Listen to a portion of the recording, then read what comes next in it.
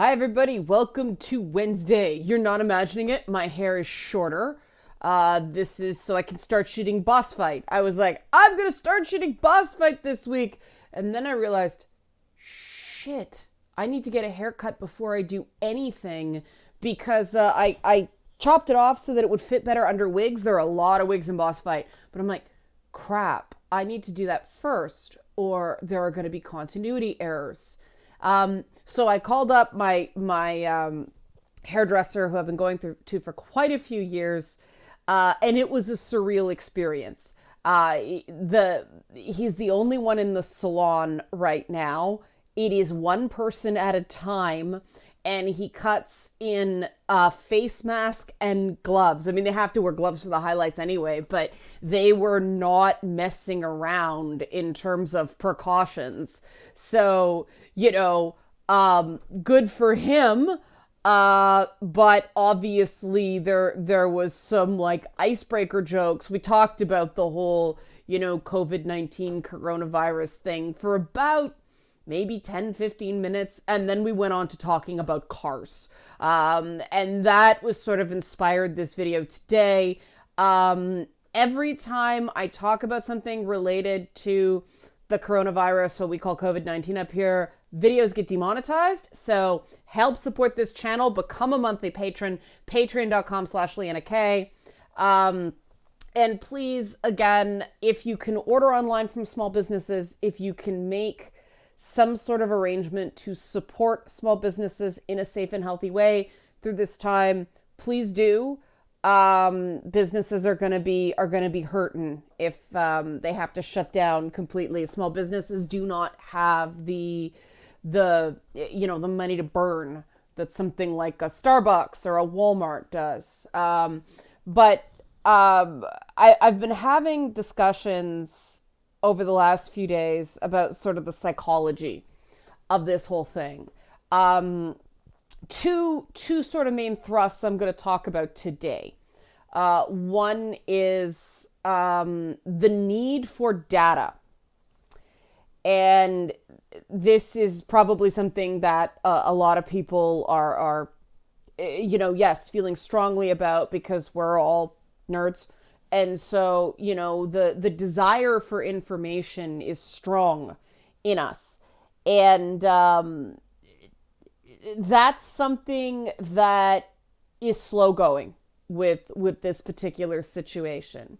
The information we need to know is what to do to keep ourselves healthy. We know that. Wash the damn hands, but also limit social contact, no large groups. It's all over the map about what that number basically is. Some people are saying 10, some people are saying 50. Basically, use common sense. Don't pack rooms. 10 people in a backyard where there's a ton of space is different than 10 people crammed into an elevator, obviously. This is the stuff we know. Other stuff that people are very concerned about, things like time to a vaccine or, the exact specific nature of transmission and all this stuff. That's not as known. And this is where we get into that whole grant me the serenity to accept things I cannot change, change the things I can, and the wisdom to know the difference. Strength to change the things I can and the wisdom to know a difference. I butchered that quote. You will go crazy needing to know things you don't know.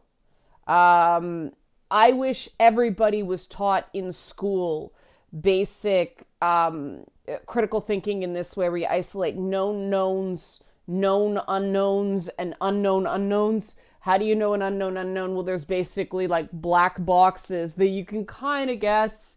But those known unknowns are super, super important because you don't know them. You have to try to find out, but you can't go crazy because you don't know. But what we don't know is sometimes as important as what we do. I don't think that's the case in this instance because everybody's just doing what they reasonably can. But people are freaking out. And I think some people are freaking out just because of fear of the unknown. And that's tough because if you happen to have an anxiety condition, it's really easy to say, oh, remain calm. Well, how can you do that when all things being equal, you have trouble remaining calm, right? I get it. The best thing is to really control your breathing. Slow, deep breaths. Even hold it for a couple seconds at the top of the breath. So what I used to do on Mountain Monday, breathe in. You see how I held for 2 seconds there and then breathe out. Those controlled pauses stop your body from freaking out.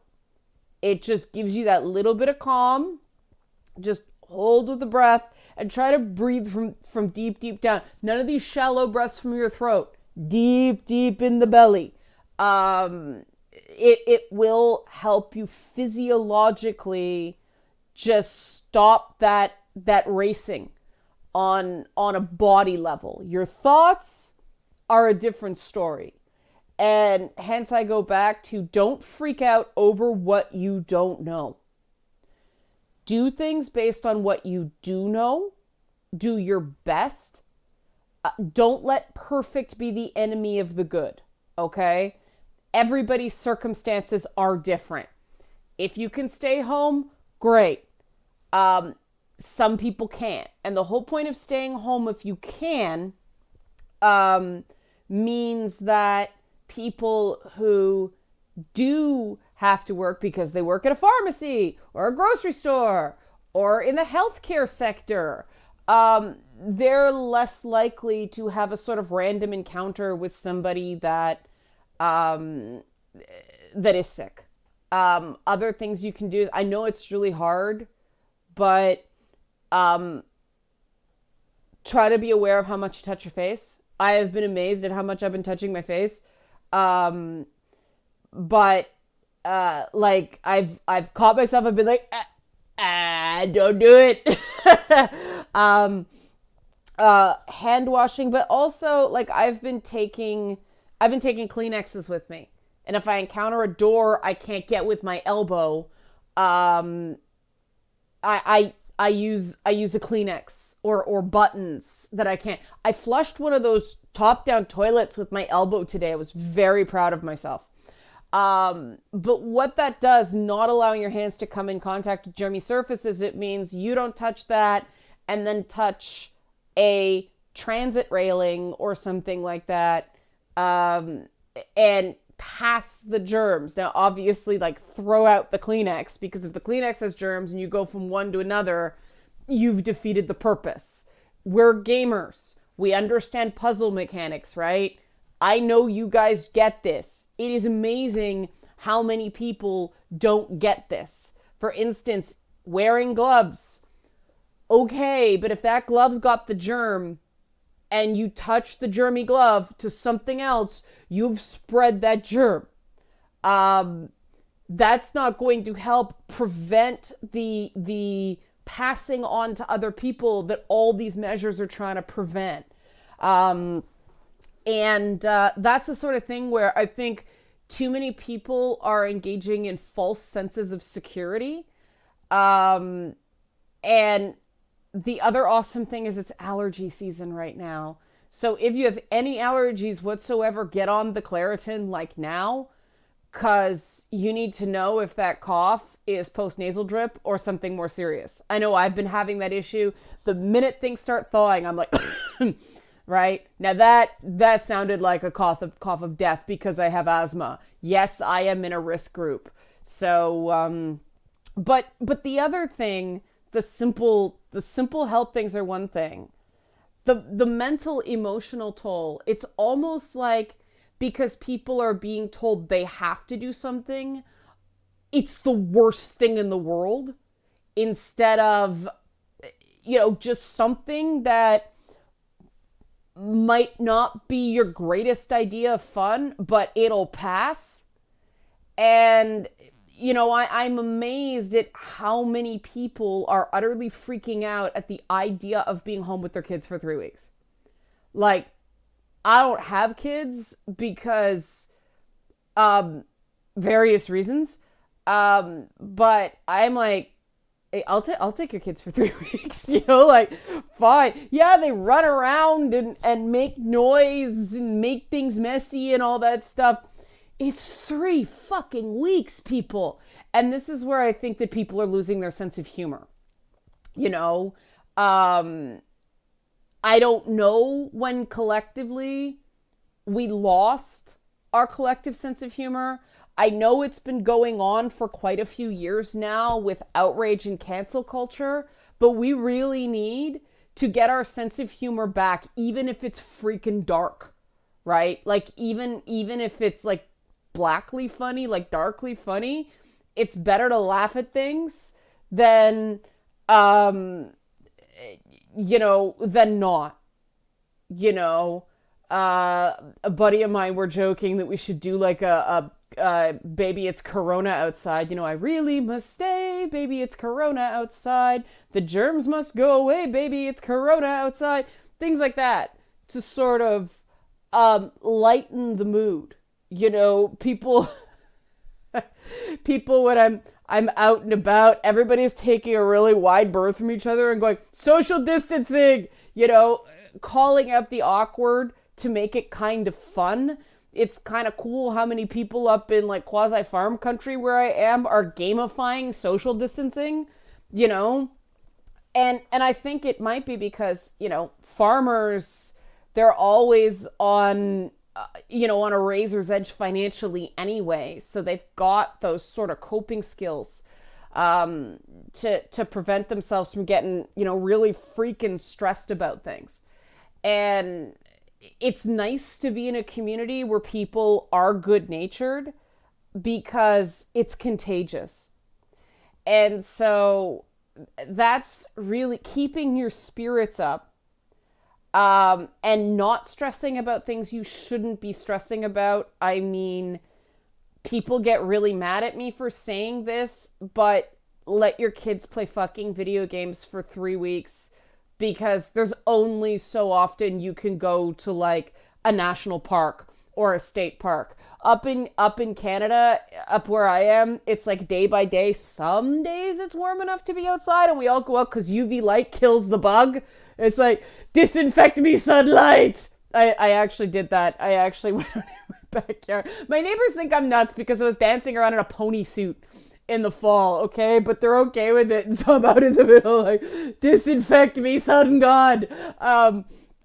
But there's only so many state parks you can do. 3 weeks of video games is not going to make your kid anything bad. Trust me. Welcome to summers when I was a kid. As much as I could in summers. Now there were a lot of reasons for it. I was avoiding certain bad situations, but those were like very happy childhood memories, because part of it was people left me alone and let me just be myself and figure out who I was. 1 3-week glut of video games in your tiny perfect angel's entire existence will not destroy them, and you are not a bad parent. And if people start giving you a hard time because you're making do with this, they're pieces of shit, and don't listen to them. Like there is technically there is no safe screen use for children. There's also no confirmed unsafe screen use for kids. So if their eyes aren't going blurry and they're getting enough sleep and everything else is fine, let them play video games. It'll let you get that like load of laundry or get dinner on the table without burning it, or trust me, you'll thank me. This is what I do when my friends' kids come over and I am on a deadline and have to. It's like Spider-Man game.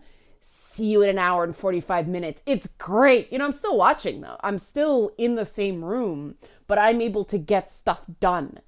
instead of being entertainment committee. I am entertainment committee, and the kids think it's great.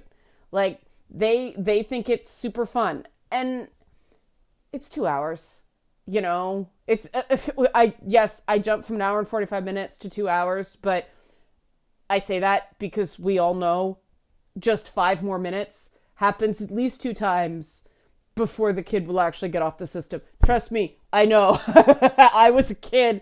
I've dealt with a lot of kids with games, but it's not the end of the world. It's not the end of the world. I don't know why we became so uptight as a people. Panicking does not solve problems. Being too wound, too tight does not solve problems. In fact, those things create problems.